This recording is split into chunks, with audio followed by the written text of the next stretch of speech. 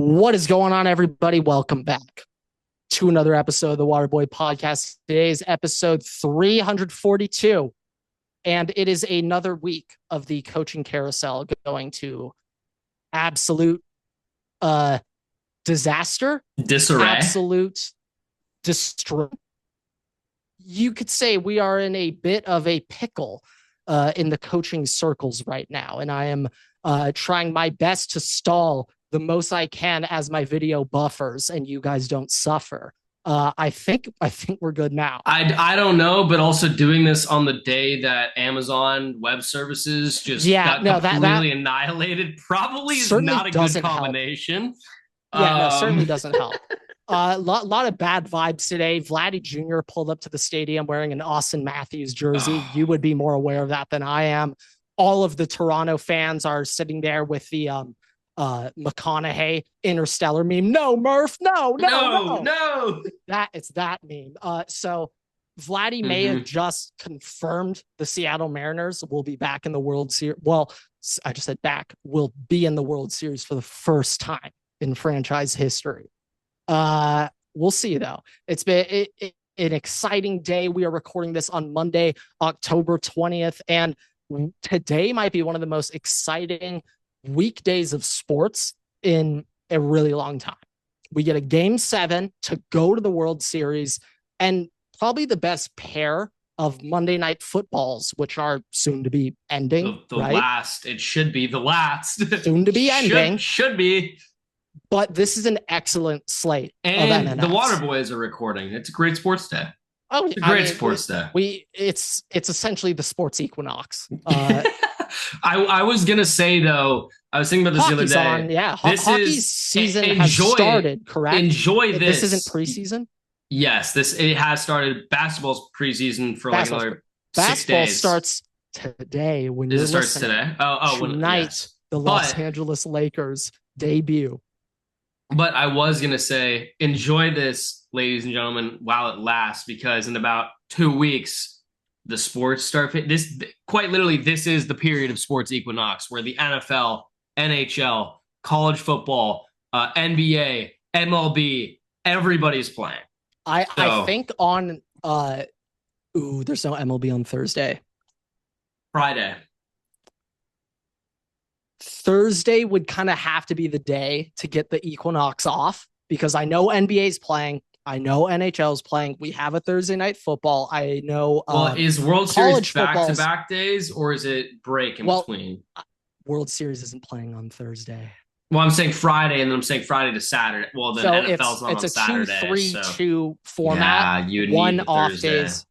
Because I was about to say NFL you get Sunday, but college isn't on Sunday. We're not gonna get the equinox this year. Damn. You might get it. You might get it if the World Series is prolonged. Because my thing though is I don't like it. Has to be Thursday, Sunday, or Monday for NFL. But I'm saying if it is every other day, MLB should land on Thursday. No. It's a 2-3-2 format. I know. I just didn't know if the 2-3-2 are back to back. That's what I'm saying. They're all back to back. When it's in between the 2-3-2, one travel off day. You can. So it's Friday, Saturday. Monday, Tuesday, Wednesday, Friday, Saturday. Yeah.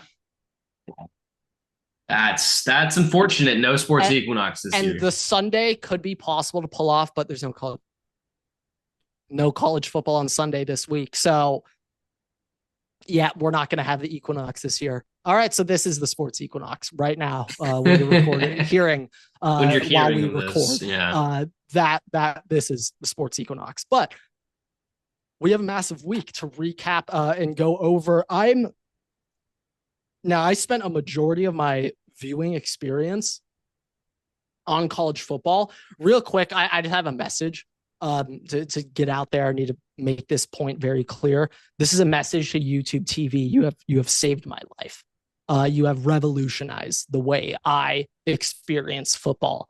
I've been accustomed to get the PS5 up on whatever streaming site, a laptop up, plugged into a monitor, so I get 3 games. TV.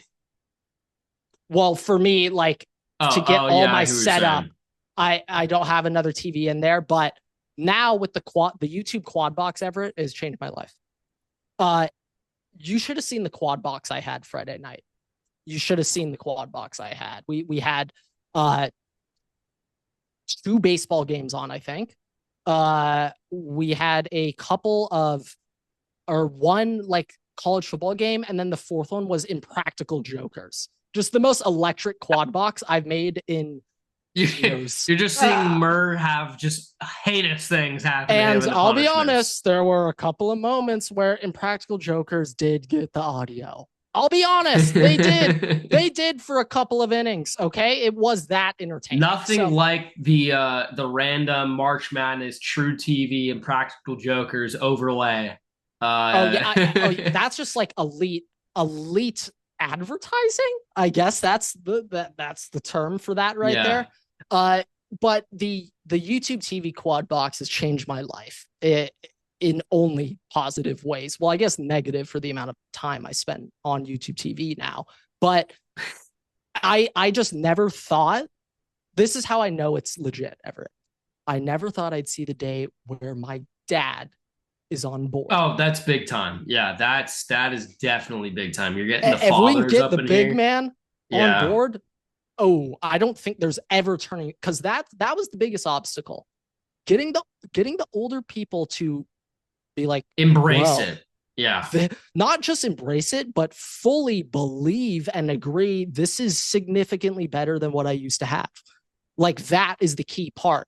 And it's the word of mouth. Like, now if my dad's at the office and someone asks him, he will go out of his way to promote. Like, yeah, it's good. Yeah. Like, and you know, that's the key. You now have your own users advertising it for you. But that's how you know. Yeah. Hey, look, little pre-show within the show, I guess, on that. But speaking of quad boxes and sports and football, Grant, why don't you going to create the best quad box for this weekend? Is that what you're about to do? No. Because that could be a new segment. Quad box of the week. We will make your quad box. I don't know why you haven't come up with that yet. I was going to transition to the college football. Unnamed intern. Write that shit down. Yeah, no. I want to talk about college football, but write that shit down. Write it down. That can go with the Purple Rain. Yeah, I mean, I have elite late night slate quad box last week. Alabama, Tennessee, third Saturday night in October, top left. USC, Notre Dame, top right. Bottom left, Utah, BYU, Holy War, and then bottom right, Arch Manning in another shit fest against Kentucky. Oh my God, he looks good against Oklahoma, and then it's shout out to Perry. Shout out to Perry. I know he was on the edge of the seat for that. Always. Shout out to Perry. Hey, good teams win, great teams cover. Pair. All I gotta say, great teams cover. But on to college football, biggest news of the week, I would say, without question, is a recent firing of Billy Napier. I would argue that in the grand scheme of college Miami football, losing? No, I would say arguably Moss picking up a big upset. Oh. I was going to say arguably in the grand scheme of college football, Billy Napier's firing isn't the biggest news. I would say it's the collective bundle of upsets we got this entire weekend, and just the ranked teams losing very heavily. In fact, how oh my God, I almost let them by. I don't know. Nebraska. Oh my God.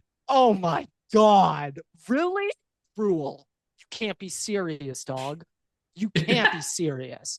The rumors the entire week, you're Mr. Penn State, bring him home. And then you drop 6 points against the Golden Gophers, second longest. I did see, because Vikings Twitter and Golden Gopher Twitter are somewhat intertwined. Good. Just like how I see Browns Bengals. See somebody, like, it was a Nebraska fan that somehow infiltrated into Golden Gopher Twitter, and the guy that literally was can't be allowed. The guy literally was, and this is why he was like, yeah, I'll be honest, I don't think a single team in the nation was beating the Golden Gophers in Minnesota that night.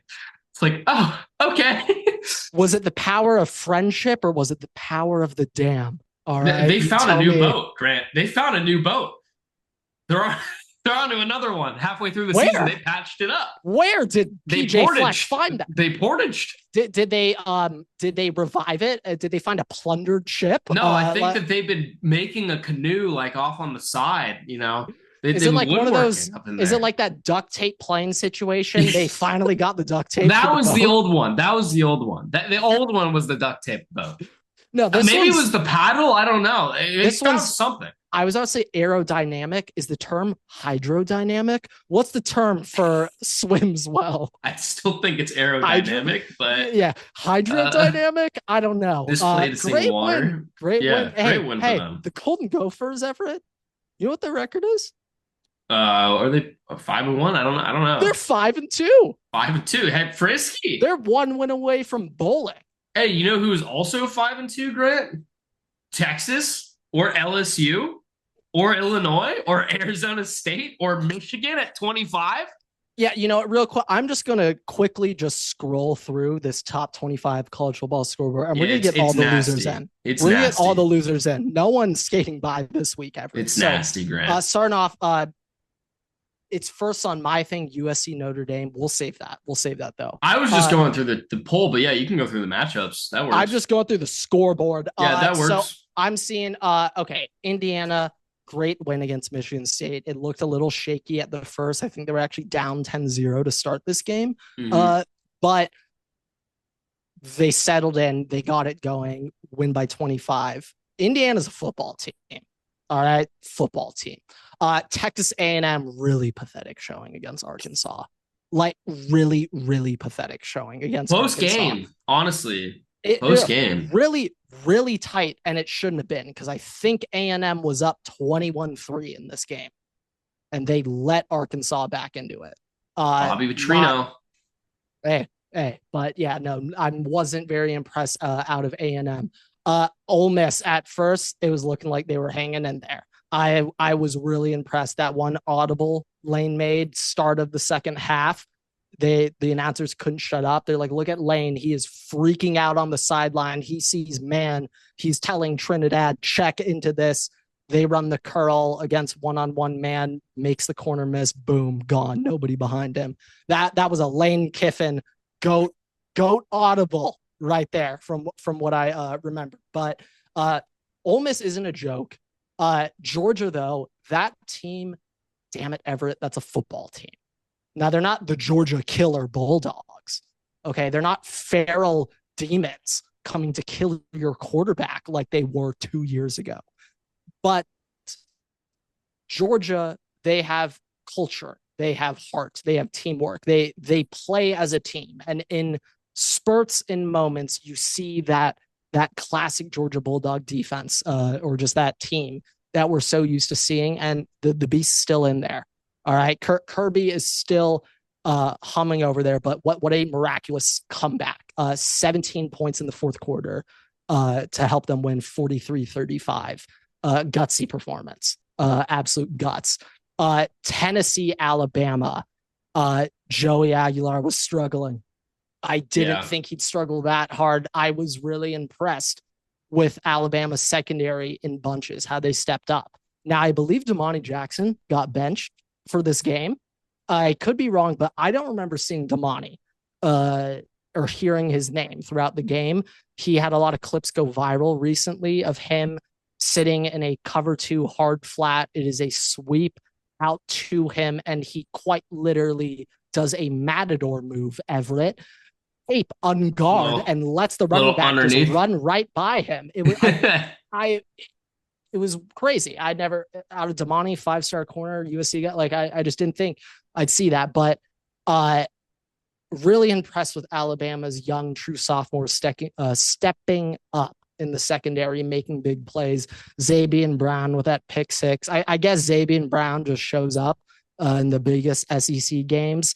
I guess that's just what he does. So, hey, that's a modern day corner that should be playing for USC. It was balling for Bama. Nice.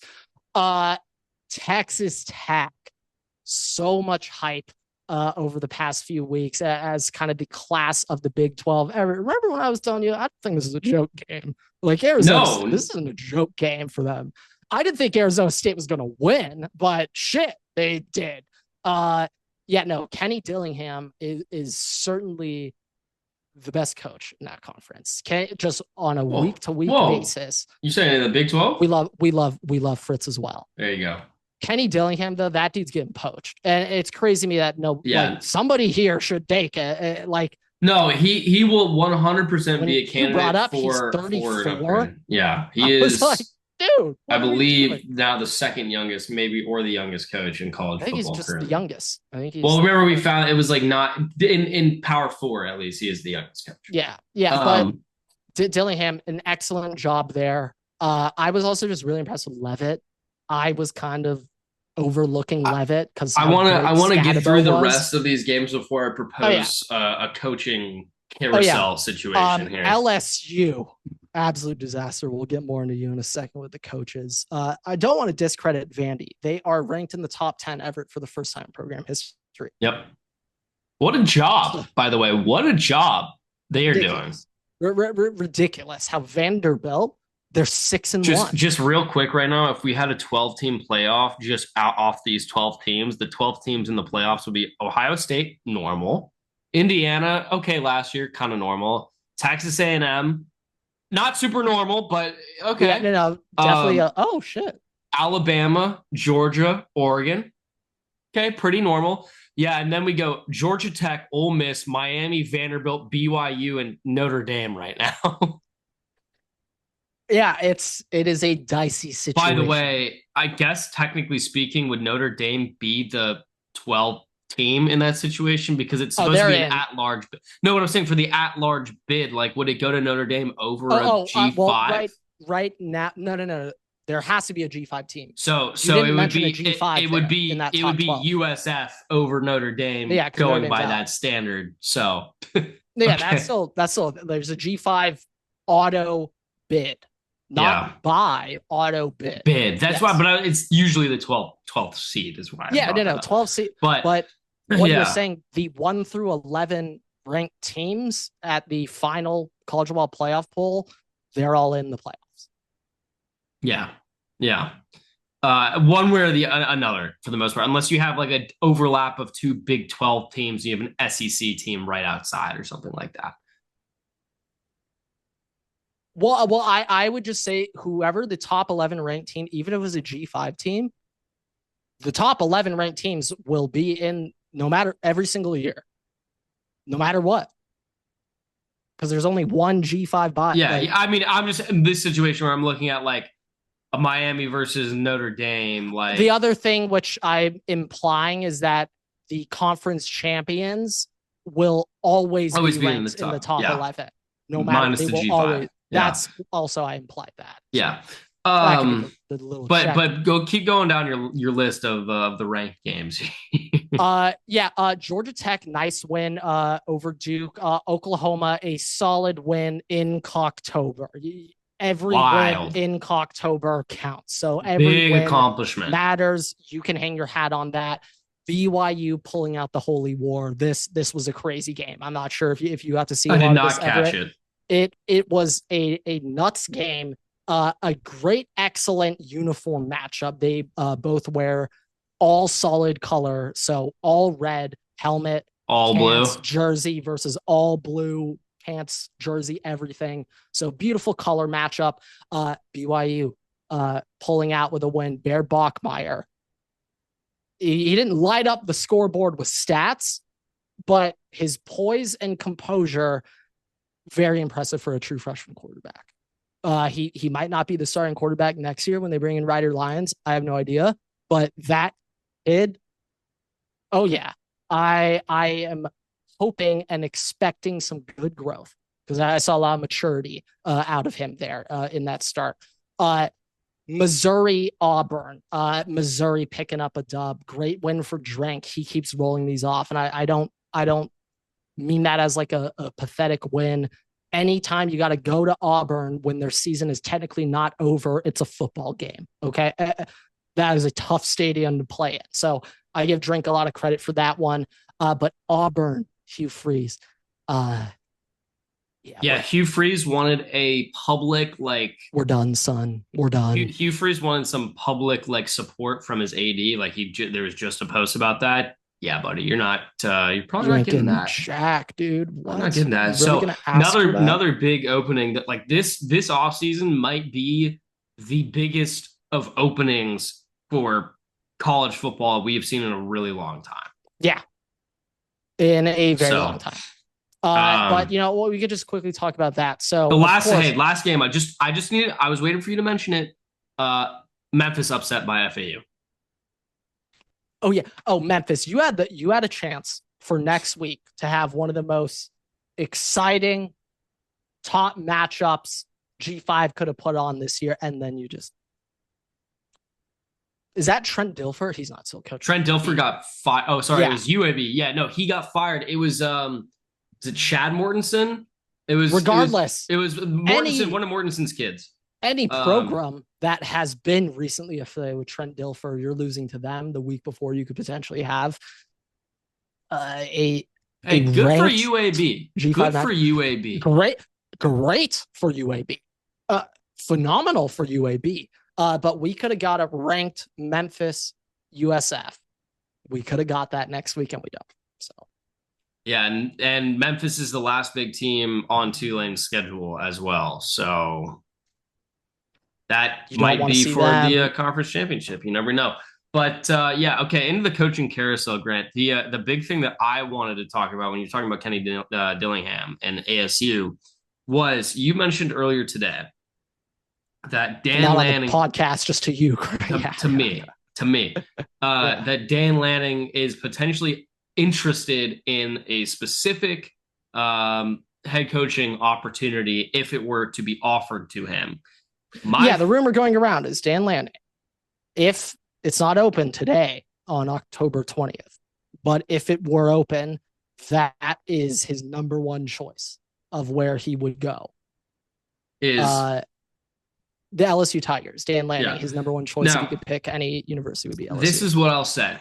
If the Oregon job opens, Grant, that part. Kenny Dillingham would be a 100%. great fit in that team. That's where I'm going with that.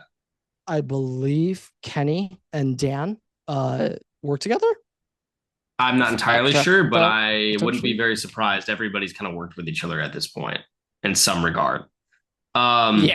Like if you're a young college guy right now, they were essentially all Georgia assistants in 2021. Yeah, but Grant, let's just quickly run through these lines of jobs that are going to be open, just strictly firings, not from coaches being poached, right? You're gonna have, because that's a whole different thing. Okay, not gonna get into that.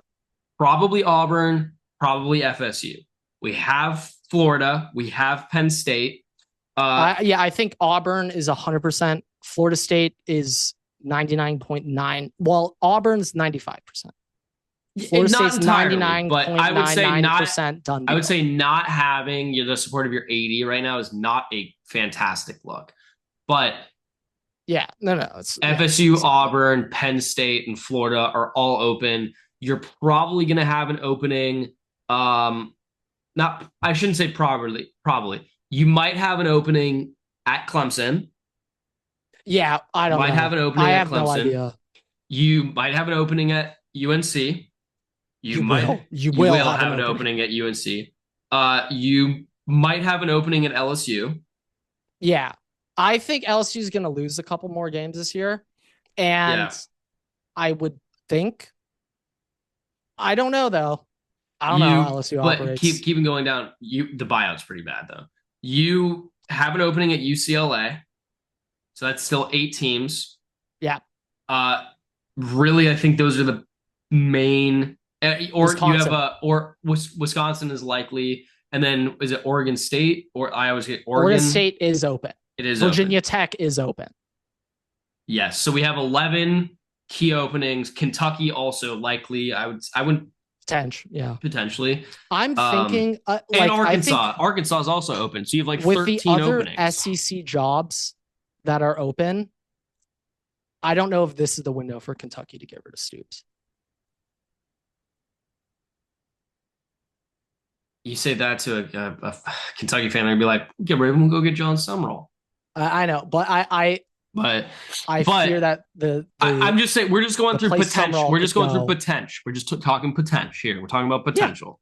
Those are potential. It's up to potential 14 teams that are Power Four notable schools. yeah, and we're not in general. considering poached coaches. Like the No, heavy but rumors would be hey, Lanning to if LSU, if we Oregon's did open, if we did include Kiffin poach to if we did Florida. include poach coaches in the rumors that Michigan State too, probably They open. will be open. Yeah. They will be open. But like if we talked about poached coaches like potential rumors, like then you're gonna start including Georgia Tech. You're gonna include we can't go down that. Duke. You're gonna include oh God, what Notre Dame. Probably on there. You're gonna include Oregon. You're gonna include you're gonna keep going down that list. Like, oh yeah, we talked about. There's before, just a lot. So yeah, a lot. Yeah, it's a big rabbit hole. I just expect a lot of moving pieces, and I just think like I'm Ole Miss on there so as well. Fascinated. I'm still so fascinated with the Tennessee Titans firing their head coach because the only explanation for them is they want to interview some of these college guys. You're saying the Titans firing their coach? Yeah, I'm so interested why the Titans also fired last week. Like that's just really interesting to me. I haven't made the connections what college yet. I don't know what college head coach they would really want to interview like that. I don't know. Maybe there is a pro coach right now that all those top colleges are going after. I don't know. You want to talk about coaches that wouldn't leave their program? Like Kirk Cignetti is the one guy. Right now, I think he's the only one that. If you called him, and we talked about how there's no reason for. No, I was going to say there's no reason for him to leave Indiana. I think if you call him, I don't know if it would be for Tennessee, but if you called him with an NFL team, then he might be like, oh, okay, that actually might be the because it's different. We're talking about in college how he wouldn't leave because it's the building aspect and the recruiting aspect of it. NFL, you don't do any of that. The players have to come to you. You don't have to go to the players. That could be the only way. That might be the only way he leaves in Indiana. I'm kind of with that. I actually like that. And an NFL team would. We're not going to look into anything about Sig working on it. Like we're not going to think how it would work. But that's the other thing too. Like an NFL team with a owner that wants him will pay the new buyout that they just signed. They will do it. 100. They don't care at all. Like they really don't care at all about buyouts. Now the Titans, I'm not entirely familiar with their ownership group, so I don't know. Standard for NFL head coaches to get a decade contract, correct? Like no, it's usually like a couple of years. Yeah, college football, it's now the norm. Especially if you're hiring out from like an unknown coach. Like let me just maybe right you're now, getting an extension. Mike Vrabel's contract. It's probably like 4 years. 3 years. Let me just check. I got no idea. Let's see what that is. That'll be a good barometer. But they also have no problem just firing you. You know, if you're not doing 5 years. Yeah. So still though, that's not like it's 5 years, 50 million total. It's not looking likely now, but let's say they were somehow going to fire him after 2 seasons. 30 million buyouts, nothing to them. Quite literally nothing. They do not care. So yeah, NFL buyouts, that just like isn't, you don't even need to think about that. It's not even a thing in the NFL. Like, okay, fine, whatever. But I'm just really interested that Tennessee job opening. That was just really interesting because I feel like you usually don't see NFL like week 6 they fired him. Like I will say rookie quarterback and it was pretty bad. It was awful. It was bad. I just think though it's like you don't in the NFL you don't do that unless you got an idea of who's right. I mean, not necessarily. It's also a cultural thing, and you don't want players like requesting trades. You know what? Fair. You already had Cam Ward dogging on everybody. Honestly, the team just like we're ass. Like so, like that's still one of the greatest quotes. Cam, how do you play today? Ass. But yeah, I mean, I'm not necessarily surprised, but I would say like it's a barometer per the team. Like the Browns let Hugh Jackson go 0-16 before they let him go. So, and in a way that perpetuated the Browns being the Cleveland Browns. But hey, I mean, like Kevin Stefanski, like doesn't necessarily have a quarterback. Good coach. He is a good coach. He's a good coach. He is a good coach. Like, which, by the way, if you're a Browns fan and you're like, let's fire, why don't we get Kevin Stefanski? You know what he was doing when he had Baker Mayfield? I know. Now I'm tapped into Browns and Bengals. Should we just move into the NFL segment? Yeah. Bengals fans significantly more fed up with Zach Taylor than Browns fans are with Stefanski. I'm not necessarily I would say surprised. Browns fans aren't even fed up. I wouldn't say they're fed up with Stefanski. It's more the Cleveland Browns that they're mad at. It's not like Kevin Stefanski is kind of like the face of that, so they take it a little bit out on that. It's easy. It's the same thing, honestly, with the Vikings, which really was frustrating me. I told you I could have a 20-minute segment on the Vikings today. But I couldn't about the Chargers, not gonna lie. The fan base it happens so frequently that anytime the Vikings lose, it's immediately dogging on Kevin O'Connell and just everything else. I'm just like sitting here in this last game, and outside of one red zone drive where it was like 2nd and 2 and he called 3 straight pass plays. Yeah. He had a great game. Kevin O'Connell called a fantastic game. It was the execution that's bad. And I'm seeing people being like, oh, in order for us to have any success, we need to fire Kevin O'Connell. Was Donovan playing also? Huh? Donovan, yeah, he was playing. But I'm just like, people calling to fire Kevin O'Connell and we won't have success until we fire him just have zero idea of what the actual situation is. And it's just like, dude, if you fire Kevin O'Connell, you're going to pray that you can find somebody that can do the job that Kevin O'Connell has done. That's crazy to me. And you don't always find, like I talk about all the time about like, okay, sometimes coaches can only get you so far and you need to go to the next thing. At the same time, there's also so many of those coaches that can get you to where, you're even at that point. And not every coach, sometimes it takes time. Like Andy Reid was that guy for so long and now he's above. You're a loser until you win. Right, and was a loser it's Kirby Smart couldn't beat Bama until he beat them in the national. It's like sometimes you just need to get some guys that execute in those positions. And like since Kirk Cousins left, the Vikings have been in a quarterback carousel. They haven't had one guy for more than 1 year in a row. JJ McCarthy's played 2 games. Carson Wentz started the rest of them. Sam Darnold started all last year. The year before that, Kirk Cousins was quarterback, then got hurt after looking like an MVP candidate, and then you had the Pasternaut and Nick Mullins playing, right? So, and that's been most of Kevin O'Connell's tenure here. So that's just piece together a bunch of rags and riches. And honestly, that's about the same as Kevin Stefanski, though. Kevin Stefanski got a great defense. He hasn't had a capable quarterback. They should never have gotten Deshaun Watson in the first place. And I think another guy that could be lumped in that category this year, nobody's saying it, but last year, I think people were dogging on him. Steichen, bro. I can't believe now that 100%. Steichen has Danny Dimes. Now he can prove to everyone I was good. I 100% agree with that. Now that Danny Dimes is there, now he can actually be like, guys, come on. I know what I'm doing. But like you and I have both said that Steichen has been an offensive, absolute stunner for a while now. Steichen and KOC, they're both offensive guys, and I feel like offensive guys have a stereotype of being like the young, cool coach. KOC and Steichen, no bullshit.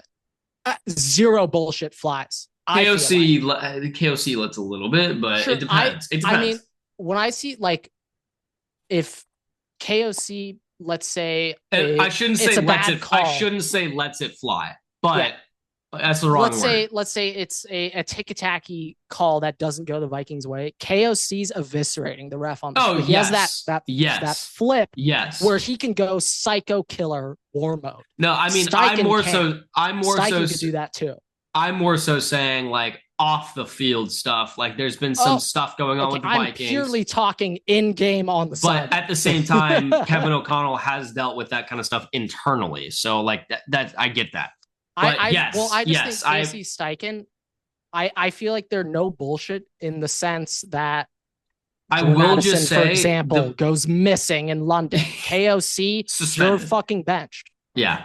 To be fair, I applaud him for that because the that's the first time I think KOC's really gone out of his way and been like, sit down. You're sitting down, which you know what? I think that's a good thing. I will just say with Steichen and Kevin O'Connell, as a Jordan dynasty owner, he probably needs an authority figure in his life that puts judgment on him. So he stops being Jordan Addison. Okay. I will just say, like, for both of those guys, you know, Kevin O'Connell's coming from Sean McVay. And like seeing Sean McVay gets a little rowdy on the sidelines. He gets a little rowdy. But Sean McVay has like a reputation of being young, cool guy, but all three of those guys, Shanahan's really like that. But also when they are football mode, no bullshit. My point is no bullshit. O'Connell's coming from them. Shane Steichen, not really Sirianni, more so just Philadelphia as a collective. Yeah, he's a Philly coach. Yeah, yes, like you're gonna have a little bit. I don't think I've ever seen Shane Steichen's teeth. I think he constantly has a just frown. Grinning. There's a constant frown. Like I've never even seen him like grin or like speak in the play. Like he's always just. That's just if you win the Super Bowl. Only if you win the Super Bowl will you see it. I honestly don't even know if he might. Job's not done next year. Got to do it next year. He'd be like, I mean, we better re-sign like Daniel now, or else shit. AR has to start for like. I think he's just strictly business, and I love that. Yeah, which is good. I mean, I'm cool with that. Like that's. I feel like if you're that young offensive guy, that's how you win over it. That's how you get Aaron Donald on your side. Oh shit. He's 35 years old, but he's not afraid to tell me you made the wrong assignment. Like, yeah, I'll play for you. Yeah. Yeah. I mean, I also, the one thing I will say about Kevin O'Connell, we were talking about, I was talking about the Vikings fans and that kind of stuff. Like my issue with not necessarily issue is the wrong word. I'm going to have a little bit of a 5-minute Vikings segment here, if that's okay. You just got to put it out a little bit. And I think you'll enjoy this a little bit because it's a little bit more like general. Well, let's get into it. But the one thing is just like, there's always something whenever every team in general is like, hey, we lost, like we can improve upon XYZ things. But it feels like every time the Vikings lose a game, it's always on the same issues. And not necessarily fully on Kevin O'Connell. Like like this last game, I thought that he called excellent. But then there's executional issues. And then defensively, there's there's just always something that comes up, and that might just be a Vikings thing in general. But it feels like there's something to be repetitive enough where, those should be problems that I feel like should be fixed. Yeah. And it's just also like, I get it. You're not Carson Wentz. You can't control where he's going to throw the ball, right? Like, and if you had your guy at quarterback, maybe you'll have a little bit more of an idea, and you're not turning the ball over. Because when the Vikings don't turn the ball over, Grant, Kevin O'Connell's got, I think, the best winning rate record in the NFL. And when they do turn the ball over and they lose the turnover margin, he's got one of the worst. And that's just how football works. But if you're going to be in the situation with the guys you got, like a Carson Wentz, or just the situation you're in, you got to anticipate those turnovers might happen and coach around it. And that's what the elite, greatest of greats, Hall of Fame coaches do. Factor in picks. Well, no, I'm just saying finding a way to win when you're dealing with just turnovers and finding the ways to just make the most of that situation. For the most part, like, they have been able to, but they haven't been able to kind of get that next hurdle, which hopefully they'll kind of be able to figure out. But it, like I said, I mean, it's hard when like just I would say I think that's a pretty good complaint to have. This is also why I'm saying, if you're complaining to fire Kevin O'Connell, that's the complaint that I have. Like, the issue that you're describing, I would say, but that's an issue for every single team in the NFL. Brent, let me put it. But let me put it this way. He's doing a good job. Just this last game. Like, I'm just gonna go quickly looking at the stats right now, looking at the ball, because that tells a bigger story if you look at the full ball game. But total yards, Vikings had more total yards than the Eagles. The Eagles had 18 more passing yards than the Vikings. The Vikings had 44 more rushing yards than the Eagles. Is there any way you can get those splits first half? Because if you told me 85% of the Eagles' yards came in the first half, that'd check out. I'm not entirely sure. The Eagles had about 1.6 more yards per play. Doesn't really matter though. Oh, Vikings had more first downs, better third down efficiency, better fourth down efficiency, more total plays than the Eagles. Eagles had one more sack and punted 2 more times than the Vikings. The Eagles had 5 more penalties for 34 more yards. The Vikings had almost 10 more minutes of time of possession than the Eagles. The Vikings had 2 interceptions. The Eagles had no turnovers, and the Vikings lost. So that's quite literally the definition of just the season and the execution. I don't really know how this happened. How did Jalen Hurts go 19 for 23 with 325 passing yards? I mean, to be honest, it was one that is ridiculous. If you want me not complaining about the refs and not calling holding and that kind of stuff, which happened, it's really because the secondary was bad. And Isaiah Rodgers, all the power to him. He's had a great season, but not his greatest game. And he let up a touchdown versus AJ Brown. Josh Metellus was playing corner on AJ Brown and manned him and got cooked over the top. Devonta Smith also had one on Isaiah Rodgers as well. I'm pretty sure. What's crazy is that Saquon effectively bottled. Okay? No, the run game was completely stuffed. 44 rushing yards for Saquon. That's like one of his worst games in NFL history, probably. They bottled that. This may have been Jalen Hurts' greatest game ever. No, from watching it, that's really what I heard. And I mean, this dude was unreal. If you want the average 12.2 yards. If you want the complaint side of me, AJ Brown touchdown pass that he got, Dallas Turner got absolutely manhandle held by Lane Johnson. And then another one, they missed like a false start or something. There was something, but I mean, those are just excuses. Jalen Hurts had one hell of a game. Secondary really showed out the Vikings have like 4 corners, so they were showing their lack of depth at that position too. Like Jeff Okudah was manning AJ Brown at one point, which I saw one play super Smitty or AJ Business got a catch on Okudah. I was watching with my brother and my dad, and I was like, dude, AJ Brown's crazy. And then my dad's like, oh no, that was Okudah. I just, as a general note, execution could have been better from the Vikings. Honestly, though, I will just say this. The Vikings, outside of the Atlanta game, have lost by 1 score and their other 2 losses. The Vikings are not a bad team. The Vikings are a good team. They have executional issues. And if not for 1 or 2 mistakes in the game, they could have easily won it. Like just in this game, Carson Wentz doesn't. I'm seeing an issue right here. But I'm 1 for 6 red zone touchdowns. That is a problem. But my greater point is Carson Wentz doesn't throw that pick 6. Bad throw, threw it right over the middle, straight to the other team. Carson Wentz doesn't throw that pick 6. Brent, you got a ball game at the end of the game. They got to kick a field goal to take a win there. You also have a Carson Wentz missed throw to the outside to Jordan Addison that it was an RPO alert, could have easily went in the end zone, missed throw there. You had a throw all the way downfield. Jordan Addison was running, was wide open. Carson Wentz underthrows it. He has to come back for it, lands out of bounds. That could have been a touchdown. So it's things like that. But the execution, the play calling is there outside of that one red zone drive that Kevin O'Connell had. The rest of those red zone drives, Grant, were all executional issues. Yeah, I'm stunned. 1 for 6 red zone. That's true. I truly am saying this, and I mean this to the bottom of my heart. That is not a play calling failure.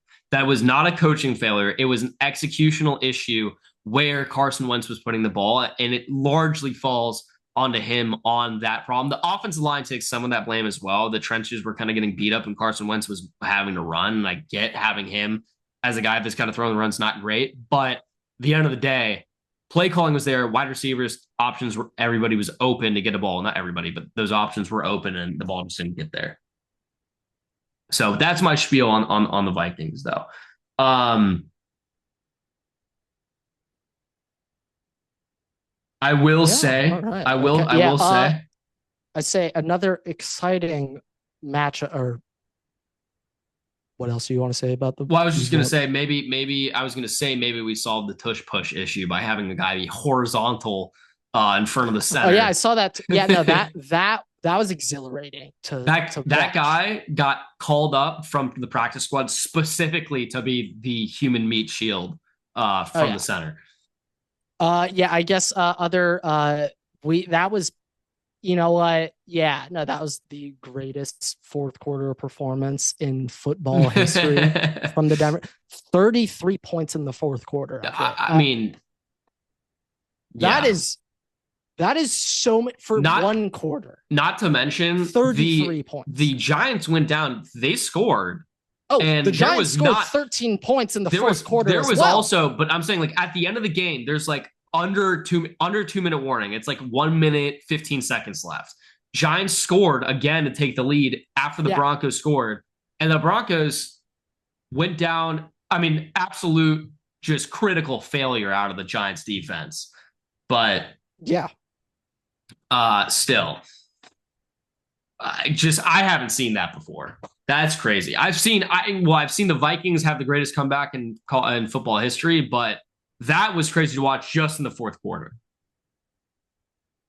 Second greatest comeback in football history. What are you saying is the greatest now? I mean, Grant, the Vikings came back from down 33-0. Dude, all scored in the second half. Super Bowl. Well, okay. I said in history more so meaning you've regular hit season. Me with this before, where I said some game was the greatest comeback, and you're like, Grant, 28-3. I'm like, shit, never mind. Forget anything I just said. The last time. Okay, all right. Literally means nothing. All right, all right. No one can. That's second greatest. One thing where you can't. But by points, points, greatest. There's comeback. Nothing we could do to ever. By points, greatest comeback. Largest deficit. Sure. Let me correct myself. But you've hit me with that before. I have. So fair point. I had to. Fair point.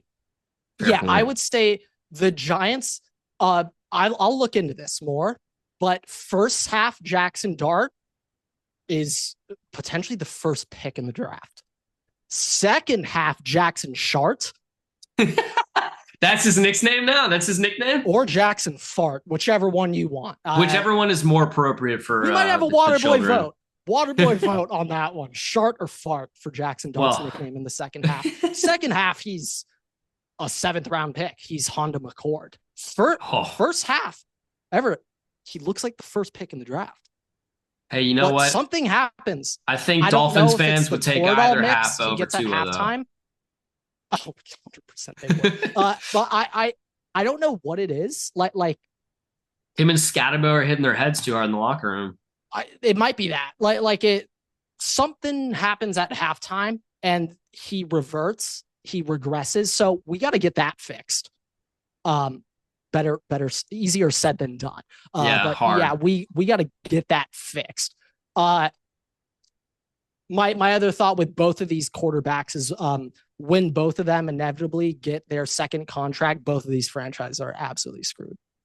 Absolutely screwed when they're making 50. That's coming from a Bo Nix dynasty owner. You guys are both absolutely and a Jackson Dart dynasty owner. Actually, that makes more sense. There's no bias out of me. Broncos, both of you, your franchises are toast when you have to pay them. Absolutely toast. Other exciting takeaways. You know what? This was another game of the week beforehand. Cowboys Commanders. Oh my goodness, Everett. I want to say I called it. The full strength Cowboys offense. They're good. We're ready to say it. Best offense in the NFL. I think we're ready to say best. Better than the Lions? Full strength. Hey, yeah. I'm not stopping you. I think so. I have liked the Cowboys offense since week 1. Give me Pickens over JMO. Easy. This year, well, CD, Amon-Ra, equal, wash, whatever. Don't say Javonte over Jahmyr Gibbs. Don't. No, I don't care about that. Okay. This season, Fergie? Holy shit. Fergie is unreal. Yeah, for your third option. Unreal. He's this good. This year, he's outproducing Laporta. No, for sure. Yeah. Laporta's, I would rather have Sam Laporta than Fergie. Yes. This year in that offense, Fergie. Unreal. I would obviously rather have the Lions rushing attack than Javonte. But if the Lions don't really know how to use either back and the Cowboys know how to use Javonte, Obviously, the Lions are more talented. Like in an ideal scenario where they're at their peak, yeah, I'd rather have Jahmyr Gibbs. I'm not dumb. See, here's the problem. It would be really, really nice to have a almost certifiably possible Hall of Fame edge rusher on your defense to kind of pick up some slack there. That's really what would make the Cowboys, like, they could be a Super Bowl contender if they had that. I hate to say it, but the 2-14 gambling week is now 3-14. Cash Amon-Ra anytime touchdown. Cash it. 3-14, baby. Let's make it 4-14. Need the Bucks to cover this. They're probably not covering after that Amon-Ra tubby. But massive week for the Cowboys offense. I think they are the best offense in the NFL. Just week to week. I will let it go. Like I'm not gonna say I don't disagree. I don't agree with that. Jump on board with me. I'm cool with that. I'd say also this is the most pathetic box score I've seen in a really long time. My brother brought this up to me. We'll be going to Kansas City for this box score, Everett. Oh, God. The Kansas City Chiefs beat the Las Vegas Raiders 31-0, Everett. I'm going to tell you some team stats from the Las Vegas Raiders, okay? I'll also put it in relation to the Chiefs. So we're going to start off with the points, actually, final score. 31-0 Kansas City Chiefs. Next stat we'll look at, yards. Quite easy to fathom. The Chiefs outgained the Raiders 434-95. The Las Vegas Raiders they got 100 point clubs? Double-digit yards. They did not hit 100 yards. Let's take it one step further. This actually worse for the Raiders. The Raiders only turned the ball over once. It wasn't like they had 7 turnovers like Tua. They only turned it over one time.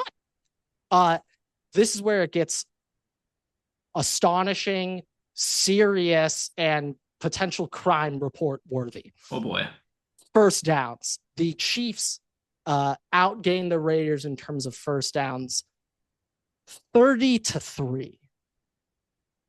30. The Kansas City Chiefs scored one more point than they did have first downs. 30 first downs, 31 points. The Raiders, Everett, had 3 first downs. Pete, what are we doing? And this last one's where it gets great.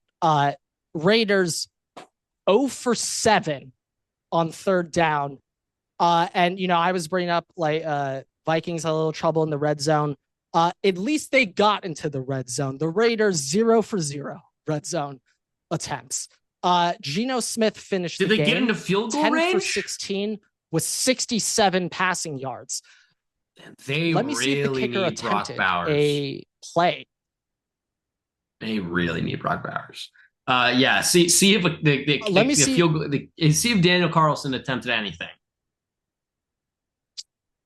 There is no Las Vegas kicking data available under the Las Vegas kicking portion of how many times did they punt? So no. How many times did they punt? 6 times. They only punted 6 times out of all that? Yeah. Did they go for how many fourth down conversions did they go for?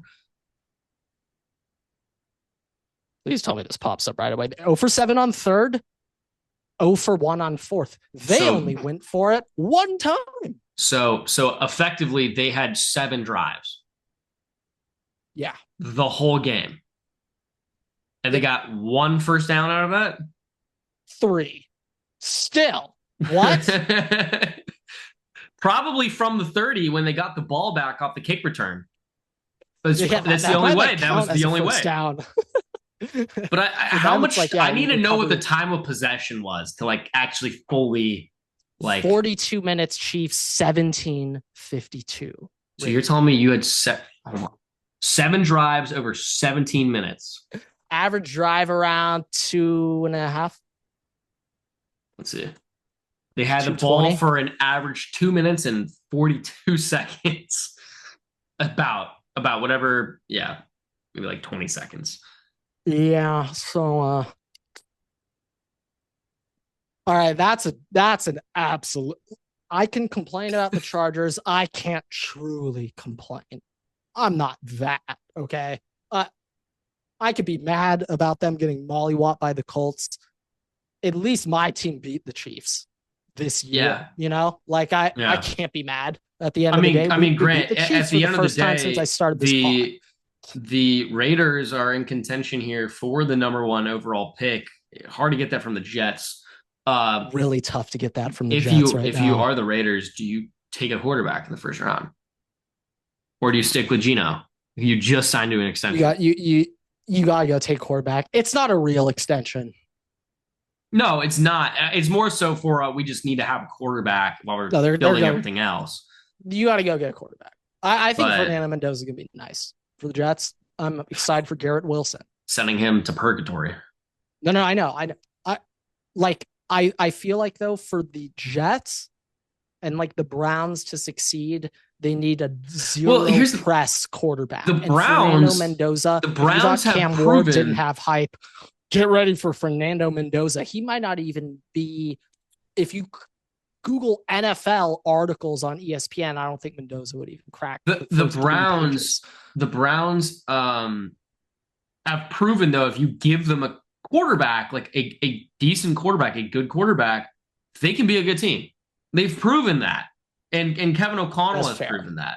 But the problem is they don't really have that. And I'm looking right now, Grant, you go into this next year. Well, I'm talking Jets. Grant? I'm talking Fernando Mendoza. Well, I'm talking Browns because I'm about to make a point. I was just checking something. Grant, the Cleveland Browns can cut Deshaun Watson in 2026 for $0 in cap savings and $80 million in dead money. But it's the first time that they don't incur cap hits for cutting him. Oh, so you cut him. Send him out of there. Yeah. Get him out of there. I don't want to deal with the restructures. Get him out. It's like a buyout, essentially, right? But they are $14 million, basically $15 million over the cap in 2026. Doing that gives you nothing. In fact, it actually kind of hurts the cap in 2027. 2028, you're fine.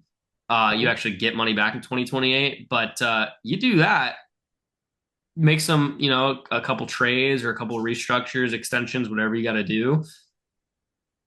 It couldn't be a terrible.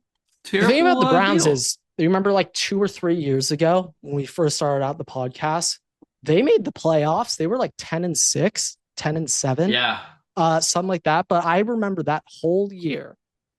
That's how I got into the pass rush win rates. The Cleveland Browns were number 1 on like everything. Well, their defense is also like the number 1 defense in the NFL right now. Well, that's the thing. Like, and that, like, at this point, that like they might just be Oklahoma football from last year. I mean, if honestly, they can figure the offense out, instant contender to win that division. Like, honestly though, like they just need Dylan Gabriel's not cutting looks pretty good right now. Quinshawn and Sampson. Yeah. Like they just need a quarterback. And I'll be honest, Joe Flacco's doing good things for the Bengals. Not really great in that system in Cleveland.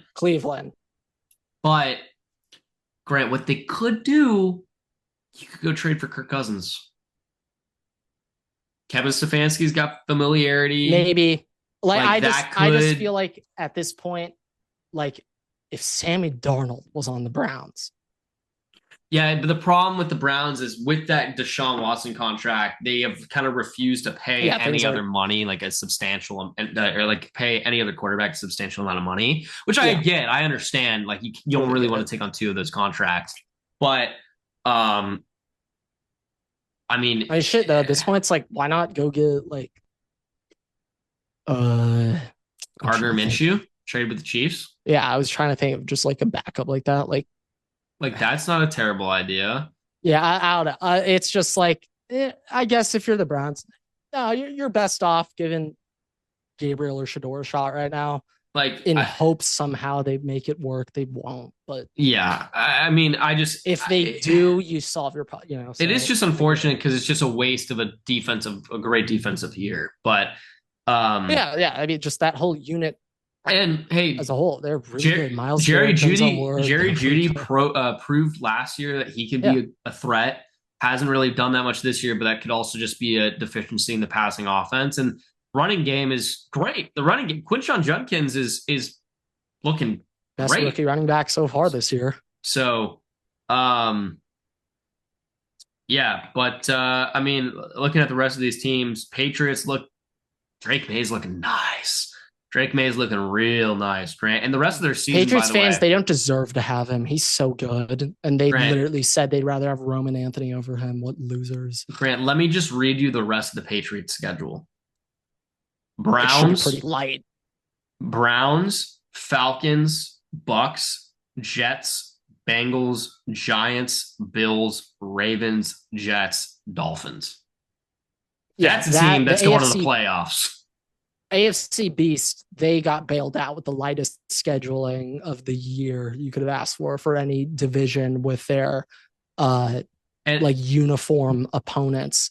Grant, they already have played the Bills once. They won that game. They play the Bills one more time. That game could be for the AFC Beast. That could be a championship game essentially, and I would not be surprised if the Patriots won the AFC East this year. The Patriots, they will be coming off a bye going into their game against the Buffalo Bills. Really, the bye's that late? Late bye. That's really the Patriots' bye is the week of December 7th.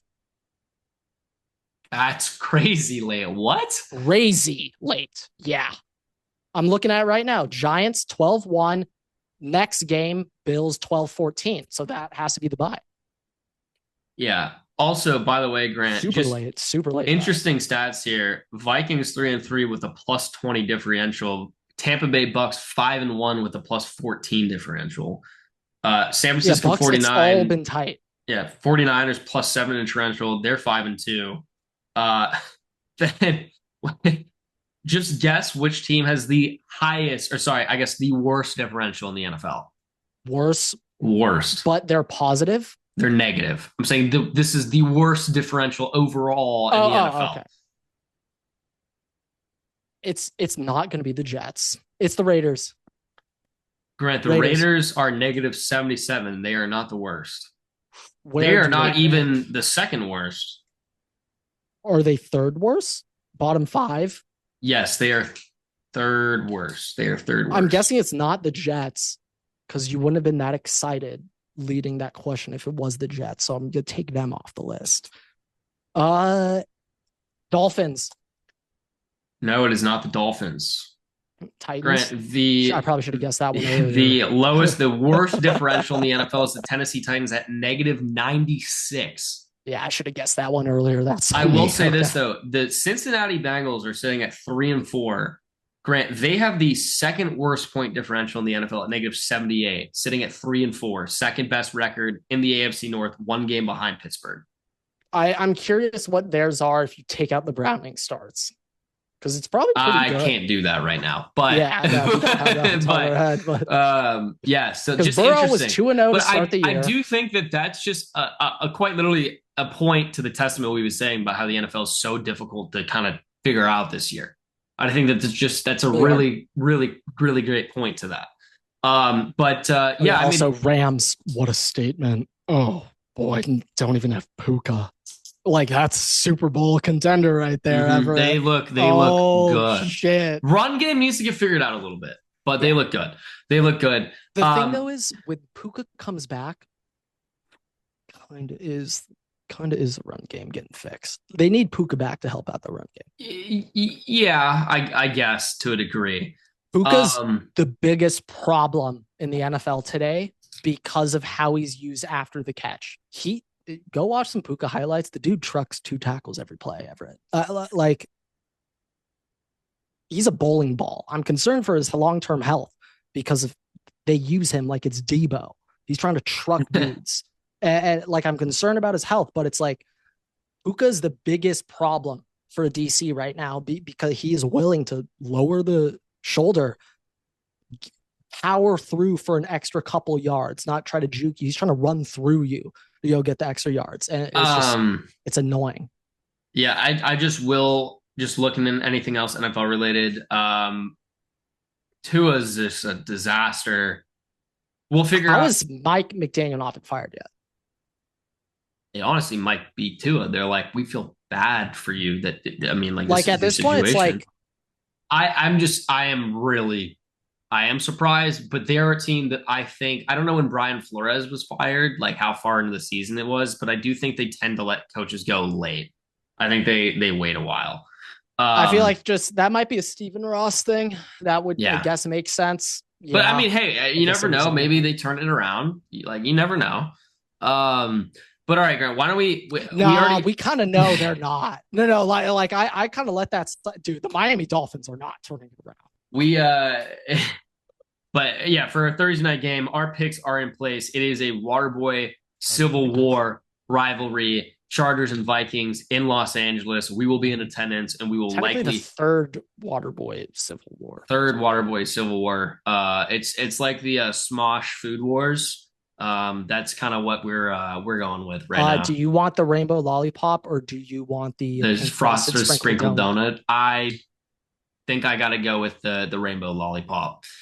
I was about to say I want the rainbow lollipop. I assume you were going to pick the pink No, sprinkled I donut I there. was always not Ian. What's the other one's name? Anthony, right? Anthony. Anthony. I was always team Anthony for that because I just liked voting on All on right, the foods. that was some YKB right there. My goodness. But okay, yeah, we'll talk about that game more in the next episode probably. But Grant, let's end with the MLB here. The Los Angeles Dodgers are in another World Series, Grant. And the thing I wanted to start off with, we'll be finding out tonight who the Dodgers will be playing in the World Series. But I wanted to start with this, Grant. Shohei Ohtani is currently tied for 10th for most home runs in Dodgers postseason history. That is with playing 2 seasons for the Dodgers, Grant. Number one is yeah, obviously Max Muncy at 14. I think that goes to show that the Dodgers really don't have that much postseason success. But the fact that he is 6 home runs away, Grant, he is 6 home runs away from tying the record is absolutely ludicrous. That is It's absolutely ludicrous. absolutely ludicrous. Yeah, no, Shohei, he's unreal. I've been seeing so many like on Twitter. It's a ton of like NBA, NFL fans who are like, I don't watch baseball. I have no idea. Like, please put this in NBA, NFL terms for me. And like, I literally don't even know how to do it. I don't like NBA specifically. I truly have no idea how to compare Shohei because I don't mean, know. it's just offense and defense pitching in the MLB are so different They're than just no exactly the NBA because so every player plays both sides in the NBA.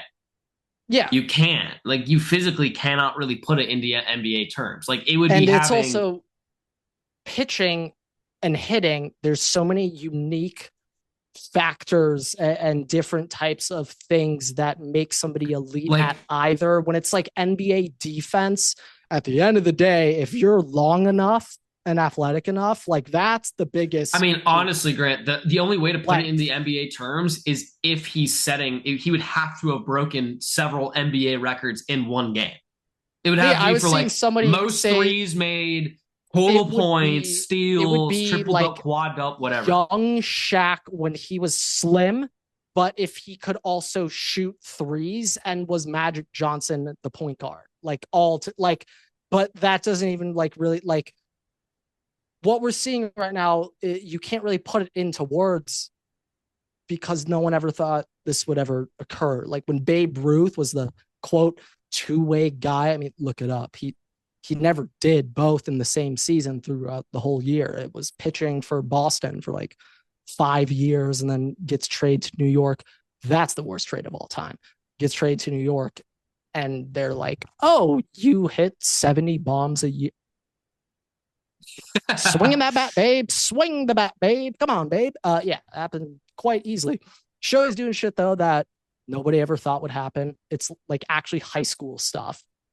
Like this is high school type stuff right now. Travis Hunter, take notes.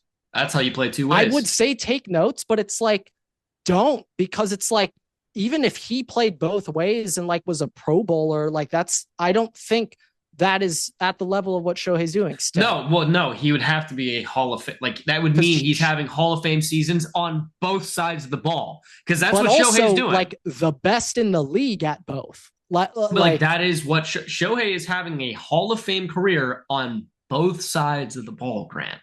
Yeah. Like, honestly, that's the best way to put it right there. Like, when it's all said and done, he'll need more innings, but there's a chance that he could have a individual baseball pitching Hall of Fame career and hitting 100%. Pitching, he's got to pitch a little more to get there. But I mean, what we just saw in that last start, that was what I was talking about last year of why he needs to pitch.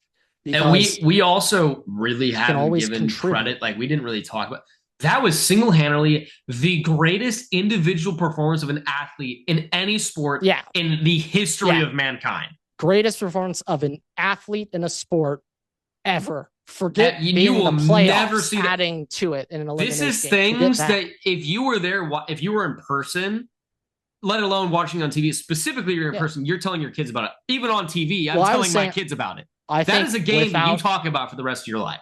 I think without question, one day, the number one athlete our kids will ask the most, did you get to see him watch live? I think it will be Shohei over Brady, over LeBron, over who else would be in that? Like Steph Curry, Kobe. Like, I guarantee Patrick Shohei, Mahomes. I guarantee you, Shohei will be the number one when your grandkids ask. That they'll be the most. What the hell? And I honestly, we've debated this several times on this podcast. Now, I think you and I are in close agreement, and we've come down to the consensus that it's generational and the perspective you have. I think that game single-handedly solidified now. He is the greatest MLB player of all time. Greatest baseball player of all time. Yeah, I should just straight baseball. Just baseball player. And he, at this point in time, is in contention, if he has not already gotten it, to be the greatest athlete of all time. I think, like, this is what I think he's going to need to get into that. We're going to need some more rings. And I think, like, what could really propel him is if we go to a dynasty right now, Everett. I'm not going to drop the D word too much on this podcast because I don't want to jinx anything. But we're 4 games away from back-to-back. I looked it up. There were Yankees aside, because they've done it like 8 million times. But other than the Yankees, there's only 4 other teams in MLB history to go back-to-back. And I mean, like, individual, like, those 4 teams that did it once ever. We have a chance to join them right now. But the Dodgers, Everett, I want to put pressure on the guys, but they need to win a ring. They need to three-peat. Why? There's a lockout coming 2027. It's going to be a short regular season. I don't know how short it'll be, but let's be generous and say it ends relatively quickly. Let's say there's 100 regular season games in 2027. That's generous. There's going to be more games lost than 60. I think I know where this might be going. And if it doesn't, I'm about to make it go that direction. If we win the ring this year, last year, we don't win it next year, we win it 2027, well, Everett, it's a Mickey Mouse dynasty. Oh, see, that's not where I'm going with this, Grant. We need to three-peat. Then there's nothing you can say. I was going with this. If the third ring's in a short season, that's a Mickey Mouse dynasty. There's nothing I could do to defend them at that point. If the Dodgers I don't know how many teams in MLB history have three-peated. It might not be any. I don't know. I'm not entirely sure. You know better than me. I think it's the A's and the Yankees. Okay. That's it. Grant, 2 teams have ever done it. How many teams in history of sports have quadruple-peated? Pro sports, right? UCLA, John Wooden doesn't count. Pro sports. I don't think it's ever been done.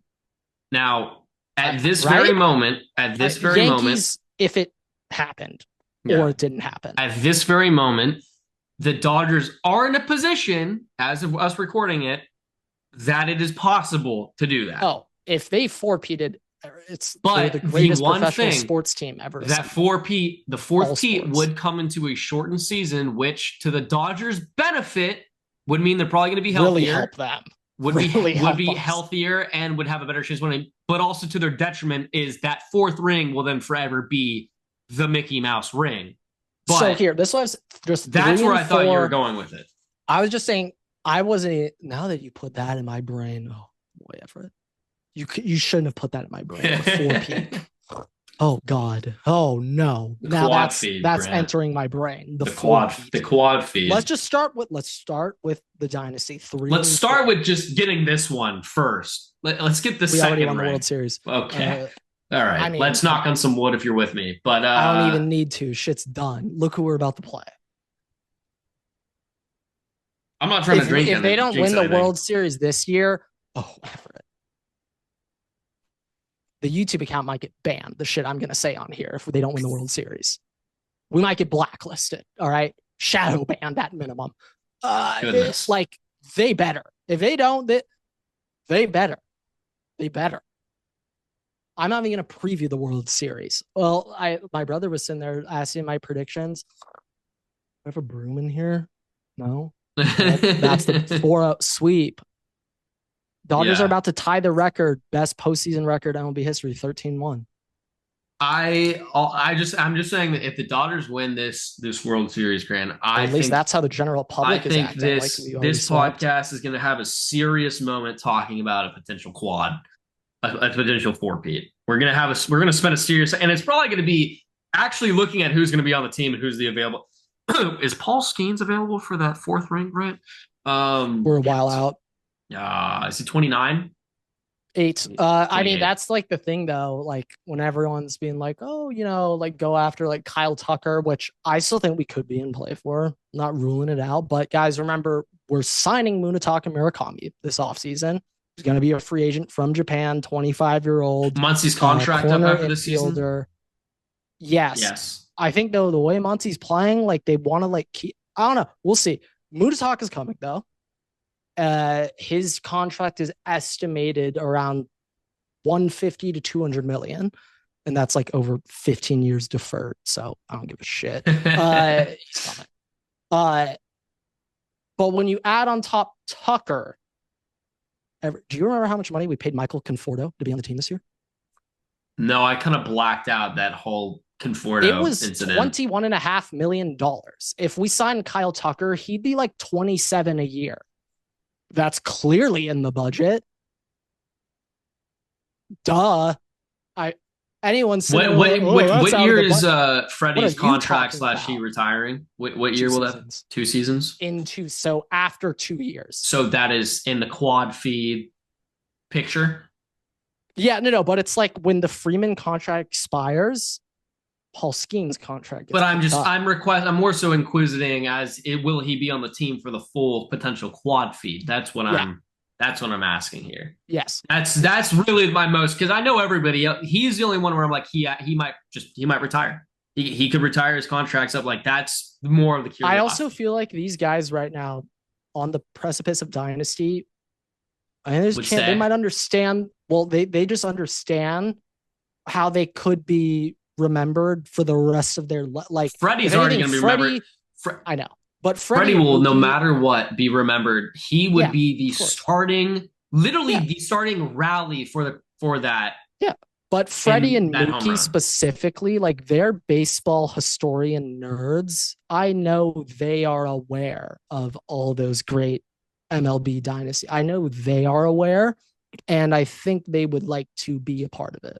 Like the way Mookie was saying, like we're the Bulls and Shohei's Michael. Like that may have now, like if especially they sweep here, now they understand if we could pull off another here. Old heads, you could be an 85-year-old old ass, and he will be sitting there like, man, that Dodger dynasty. I mean, wow, might be the greatest ever.